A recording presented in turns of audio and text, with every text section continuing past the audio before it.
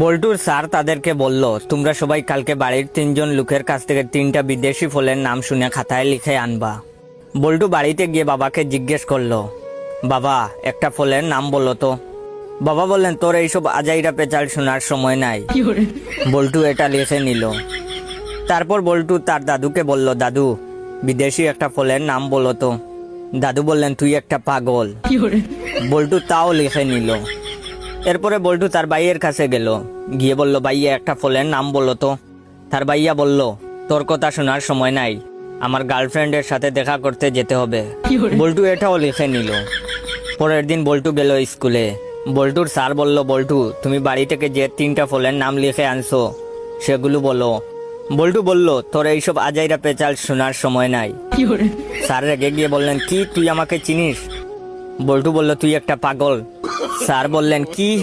চল তোরে প্রিন্সিপালের কাছে নিয়ে যাব। তখন বল্টু বলল, তোর কথা শোনার সময় নাই, আমার এখন আমার গার্লফ্রেন্ডের সাথে দেখা করতে যেতে হবে।